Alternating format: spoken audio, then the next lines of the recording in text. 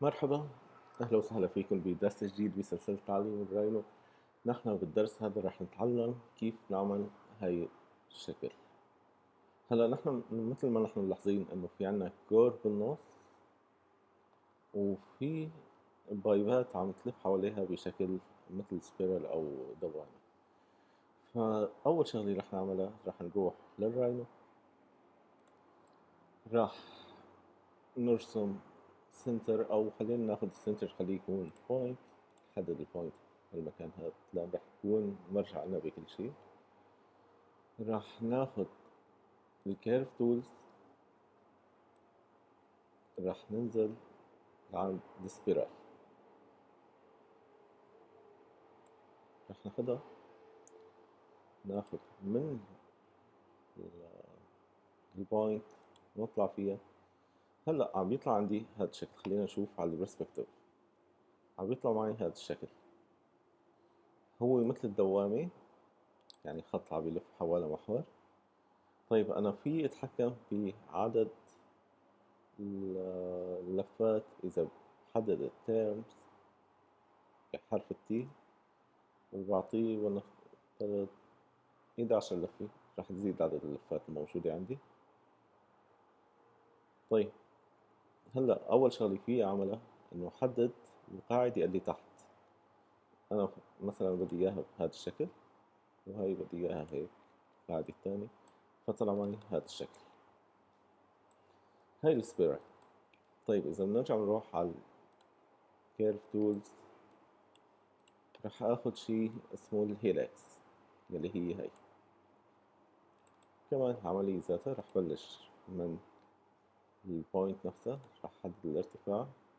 عدد الدورات عندي 10 دورات. إذا بدي غير الدوران، هلا مثل ما نحن ملاحظين دوران مع عقارب الساعة، إذا بدي أخليه عكس عقارب الساعة بضغط على R وإنتر بصير بالعكس.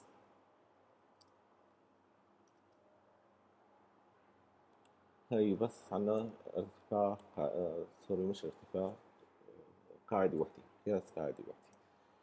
طيب خلينا ناخد السبيرال،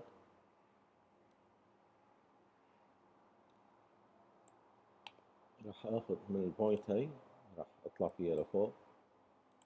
بدي اعطي عدد اللفات يكون لفتين بس، سوري.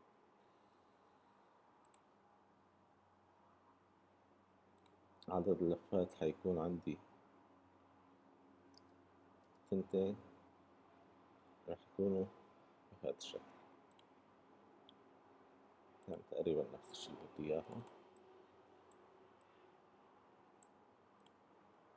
بس خليني اضربهم بالعكس. اوكي، فصار عندي هذا الشكل. طيب من السنتر تبعه راح اعطيه ميرور،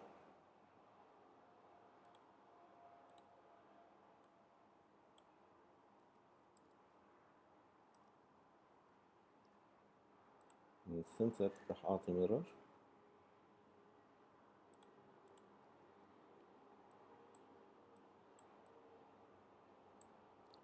طيب وراح اعمل ميرور على الناحية الثانية، صارت عندي بهذا الشكل. هلا القاعدة التحتانية عندي أقل من الفوقانية، أنا بدي إياها بالعكس. راح أعمل روتيت بهذا الشكل. في أكيد آخذ هاي، حركهم شوي مشان نخفف التقاطعات بيناتهم.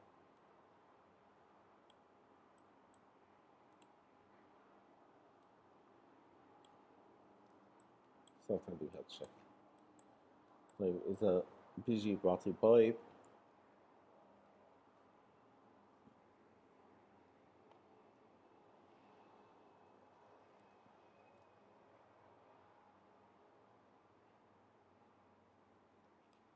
حدده، راح أعطي الراديوس، راح يكون عندي هذا الحجم. أوكي،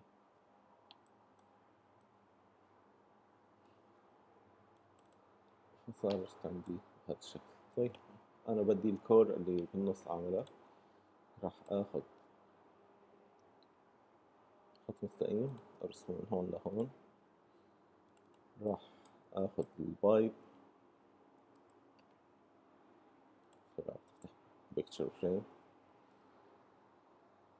راح أعمل قاعدة بالنص هيك من فوق، راح أعملها بهذا الشكل. مثلا بالمنطقة هاي بدي أعملها هاد القياس، هون راح لي هاد القياس كمان، راح أعطي أوكي. صارت عندي إياها بهذا الشكل. أكيد فينا نحدد هدول الخطوط كلهم، نعطي كنترول سي كنترول في ونعطيهم روتيشن.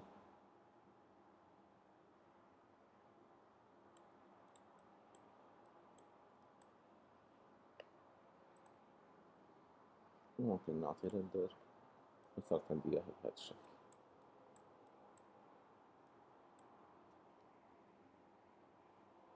طيب بفرض أنا بدي sections فيها، فينا ناخد نشتغل بالطريقة القديمة. خليني أعطيهم جروب مشان التحديد. راح آخد كونتور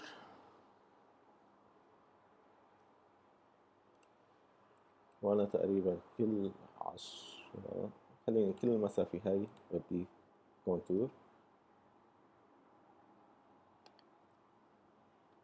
سوري أعطيت للبوينتس أنا، بس كمان في الخطوط هاي موجودة.